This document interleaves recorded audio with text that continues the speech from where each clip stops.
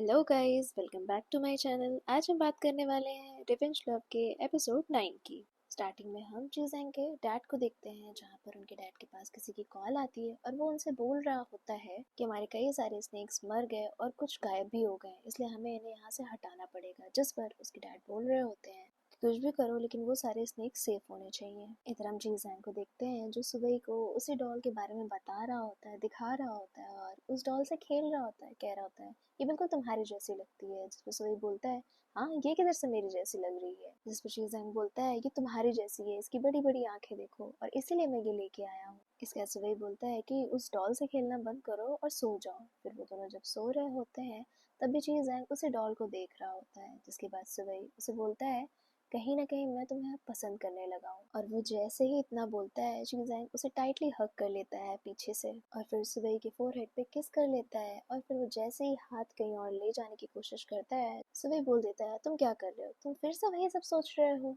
अगर तुम ऐसा कुछ करोगे तो मैं यहाँ से चला जाऊंगा। जिस पर शीज़ांग बोलता है कि नहीं नहीं चलो हम सिर्फ सोते हैं। फिर जैसे ही वो दोनों सोने जा रहे होते हैं जीजैंग के पास कॉल आती है। जीजैंग बोलता है सुबह को कि मुझे ये कॉल उठानी है। फिर उसके बाद जब वो कॉल उठाता है तो उसका असिस्टेंट बात कर रहा होता है कि सारे स्नेक को किसी वाइट ट्रक में ले जाया जा रहा है।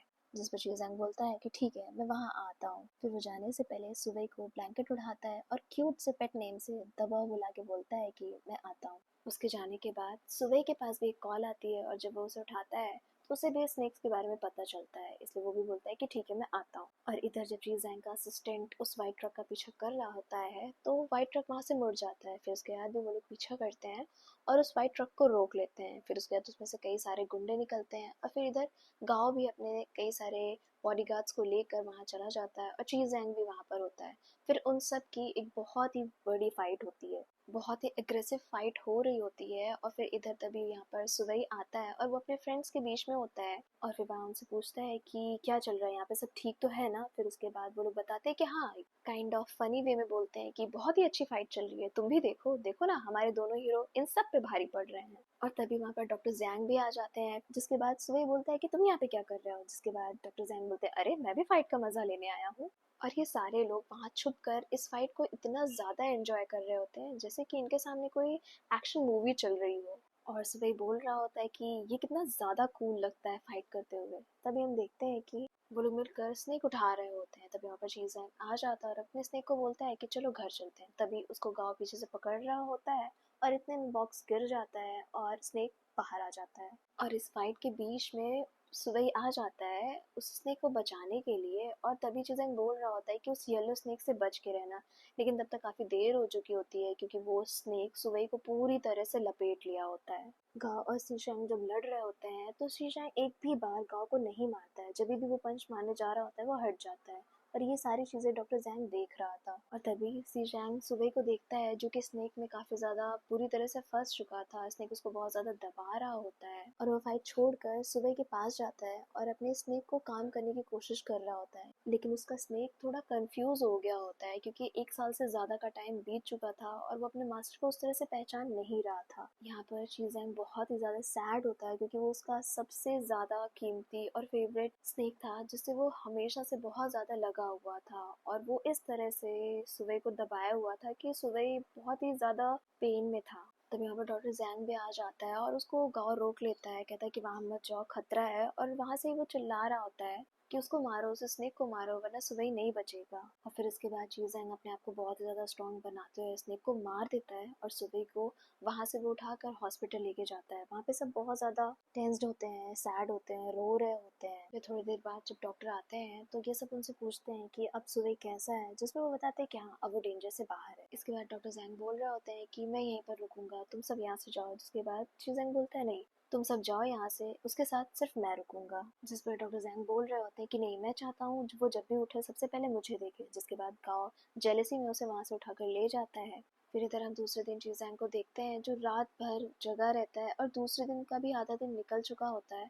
तब डॉक्टर जैंग उसके पास आता है और उससे पूछता है कि तुम पूरी रात यहीं पर बैठे थे। जिस पर चीज़ैंग बोलता है हाँ। और फिर उसके बाद वो पूछता है इसका मतलब है तुम अपने स्नेक से ज़्यादा इसे पसंद करने लगे हो। जिस पर चीजेंग बोलता है हाँ। तभी वहाँ पर डॉक्टर आ जाते हैं और वो बोलते हैं कि सुबह की फैमिली कौन है। फिर उसके बाद चीजेंग बोलता है मैं हूँ, और वो वहाँ से चला जाता है। इधर दूसरी तरफ यू सोच रही होती है पता नहीं वो सांप मरा कि नहीं मरा। तभी उसके पास चीजेंग का असिस्टेंट आता है और बोलता है कि चीजेंग अब तुमसे कभी नहीं मिलेगा, उसे सारी चीजें पता चल गई हैं कि तुमने उसके और उसके स्नेक के साथ क्या क्या किया है, और इसलिए तुम अब उसकी लाइफ से दूर हो जाओ। इधर हॉस्पिटल में जब सुबह को होश आता है तो उसके सामने डॉक्टर जैंग ही बैठे होते हैं, और वो उठते ही सीधे यही पूछता है स्नेक का क्या हुआ और मेरे पैसों का क्या हुआ। फिर उसके बाद डॉक्टर जैंग उसे बताता है सब कुछ अब ठीक है। जिस पर सुबह फिर पूछता है कि चीजें कहाँ है, जिसके बाद डॉक्टर जैंग बताता है कि वो यहीं पर था, उसने पूरी रात तुम्हारी देखभाल करी है। सिर्फ इतना ही नहीं, उसने अपना सबसे प्यारा सांप भी तुम्हारे लिए मार दिया। वो दोनों बात कर ही रहे होते हैं कि तभी चीजेंग आता है और पूछता है कि सुबह तुम्हें होश आ गया। फिर उसके बाद वो उनसे पूछ रहा होता है कि तुम्हें कहीं दर्द तो नहीं हो रहा है, तुम्हें कुछ दिक्कत तो नहीं हो रहा, गला तो तुम्हारा ठीक है। जिस पर सुबह बोलता है कि हाँ पर मुझे चेस्ट में पेन हो रहा है। जिस पर चीजेंग बताता है कि हाँ तुम्हारी कई सारी हड्डियों में डैमेज आ गया है, इसलिए तुम्हें चेस्ट पेन तो होगा ही। और फिर उसके बाद चीज़ैंग सॉरी भी बोल रहा होता है कि मेरी वजह से ये सब हुआ। जिसके बाद वही बोलता है कि तुमने मुझे हर्ट नहीं किया है, तुम क्या सॉरी बोल रहे हो। जिस पर चीज़ैंग बोल रहा होता है कि अगर मैंने उस सांप को पहले ही मार दिया होता तो तुम्हारे साथ ये सब नहीं होता, लेकिन मैं तुमसे प्रॉमिस करता हूँ कि मैं फ्यूचर में हमेशा तुम्हारी देखभाल करूंगा और तुम्हें हर्ट नहीं करूंगा। वो दोनों बात कर ही रहे होते हैं कि चीज़ैंग का असिस्टेंट अंदर आता है और बताता है कि बाहर आपके डैड आए हुए हैं और वो आपसे मिलना चाहते हैं। जिस पर चीज़ें बोलता है कि मैं किसी से नहीं मिलना चाहता हूँ, तुम देख नहीं रहे हो मैं बिजी हूँ, और उनसे बोल दो कि मैं यहाँ पर नहीं हूँ। जिसके बाद वो बोल रहे होते हैं कि नहीं उन्होंने आपकी कार बाहर देख ली है तो इसलिए आपको उनसे मिलना ही पड़ेगा। जिस पर चीज़ें मना करता है और कहता है कि तुम जाओ यहाँ से, मुझे भी किसी से नहीं मिलना है। तभी उसके फादर को हम गेट पे देखते हैं और उसके बाद ना चाहते हुए भी चीज़ें को बाहर जाना पड़ता है। फिर उसके फादर उससे पूछ रहे होते हैं कि अब तुम्हारा फ्रेंड कैसा है। जिस पर वो बताता है हाँ अभी ठीक है। फिर उसके बाद उन दोनों में थोड़ी बात होती है, काइंड ऑफ बहस होती है। उसके बाद चीज़ें अपने डैड को बोलता है कि मैं ना तो उस लड़की से मिलने वाला हूँ और ना ही अब वापस मैं आपकी कंपनी ज्वाइन करने वाला हूँ, क्योंकि मैं अपने दोस्त के साथ एक नई कंपनी शुरू करने वाला हूँ। इतना सब कहने के बाद वो वहाँ से चला जाता है और फिर वो काफ़ी सारी चीज़ें खरीदता है सुबह के खाने पीने के लिए। और अपने असिस्टेंट के साथ जब वापस लौट रहा होता है तो उसका असिस्टेंट बताता है कि ये सारी चीज़ें आपकी गर्लफ्रेंड ने करी है, उसने ही आपके स्नेक को मारने की कोशिश करी है। जिसके बाद चीज़ें बताता है हाँ मुझे पता है। और इधर सुबह सोच रहा होता है कि चीज़ैंग को तो यू के सच्चाई पता चल गई, लेकिन अब बारी है उसके मॉम को उसकी सच्चाई दिखाने की। और तभी उसके रूम में चीज़ैंग का असिस्टेंट आता है और बोलता है किसी ने आपके लिए बहुत ही प्यार भरा मेल भेजा है खाने के लिए। उसके बाद सुबह से पूछता है कि क्या तुम मेरा एक काम करोगे। जिसके बाद वो बोलता है कि बताइए क्या काम है। इसके बाद सुबह पूछता है कि क्या वो अभी भी उसके साथ है। जिसके बाद वो बताता है कि नहीं उन्होंने तो मना कर दिया है, पर यूँ मान नहीं रही, वो बार बार उन्हें कांटेक्ट करने की कोशिश कर रही। जिसके बाद सुबह बोलता है कि तुम्हें सिर्फ इतना करना है कि ये कार्ड लो, ये कार्ड सीजेंग आया उसने मुझे दिया था, और तुम्हें सिर्फ इतना करना है ये ले जाकर यू को देना है। अगर वो उसे यूज करती है तो इसका मतलब है कि वो अभी भी पैसों से प्यार करती है, और तुम्हें पता है ना कि तुम्हें ये सब किसे दिखाना है। और फिर उसके बाद वो दोनों ओके ओके कहते हैं और वो चला जाता है वहां से। फिर जब शीज़ेंग का असिस्टेंट यू से मिलता है तो यू उसे सेड्यूस करने की कोशिश कर रही होती है। शीज़ेंग का असिस्टेंट बोलता है कि मैं आपसे ज़्यादा कुछ बात नहीं करूंगा, ये शीज़ेंग का कार्ड है और आप देख लीजिए। और वो वहाँ से चला जाता है कार्ड रख कर। और उसके जाने के बाद यू सोच रही होती है कि मैंने इतना टाइम इतनी एनर्जी वेस्ट करी है, इन पैसों को तो मैं यूज़ करूंगी ही। और उसके बाद वो फिर बहुत ज़्यादा शॉपिंग करती है, सारे ब्रांडेड चीज़ें खरीद रही होती है। और ठीक वहीं पर चीज़ैंग की सिस्टर भी शॉपिंग कर रही होती है, मतलब उसी मॉल में, और गांग जानबूझ कर ले आया होता है चीज़ैंग की सिस्टर को वो सब दिखाने के लिए। और फिर उसके बाद चीज़ैंग की सिस्टर बोलती है कि ये यहाँ क्या कर रही है और इतने सारे ब्रांडेड चीज़ें कैसे खरीद रही है। और फिर वो उसे बोलती है कि तुम एक काम करो, इसके पीछे इन्वेस्टिगेशन करो कि आखिर इसके पास इतना पैसा आया कहाँ से, क्योंकि ये तो बस एक वर्कर है और इसकी सैलरी भी इतनी ज़्यादा नहीं है। इसके बाद वो सारे बिल्स ले जाकर शीज़ैंग की सिस्टर उसकी मॉम को दिखाती है और कहती है आपको लगता था ना कि वो लड़की बहुत अच्छी है, लेकिन मैं हमेशा से आपको बोलती आई हूँ कि वो लड़की सिर्फ और सिर्फ पैसों के पीछे है, और देखिए ये सब उसने ब्रेकअप के बाद खरीदा है। और इधर चीज़ें खाने के लिए दो बॉल लेके आता है, जिसमें से एक बॉल में खाना बहुत ही ज़्यादा स्पाइसी होता है और एक में बहुत ही ज़्यादा फीका होता है। वो फीका वाला लेके आया था सुबह के लिए क्योंकि उसके चेस्ट में प्रॉब्लम थी, लेकिन सुबह को तो वो तीखा वाला खाना ही खाना था। फिर उसके बाद वो उसे बोलता है कि अच्छा ठीक है, सिर्फ मैं एक बाइट दूंगा और इसमें से तुम आधा ही खाना। लेकिन सुबह पूरा एक बड़ा बाइट लेता है और इसके बाद चीज़ें उसके मुंह से जब वो निकालने की कोशिश कर रहा होता है तभी वहाँ पे डॉक्टर आ जाते हैं।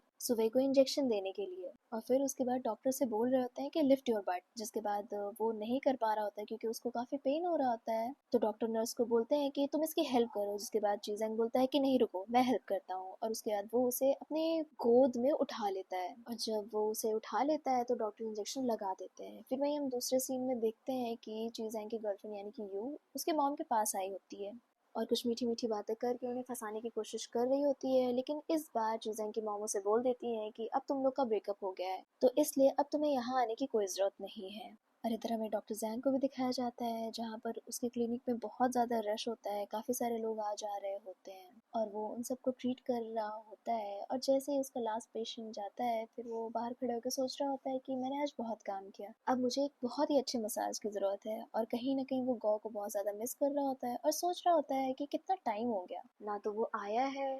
हो सकता है कि अब उसका मन भर गया हो, अब वो किसी और के पीछे हो। वो ये सब सोच ही रहा होता है कि तभी किसी की कार आती है और वो बहुत ज़्यादा खुश हो जाता है। और इसी के साथ ये एपिसोड यहीं पर एंड हो जाता है।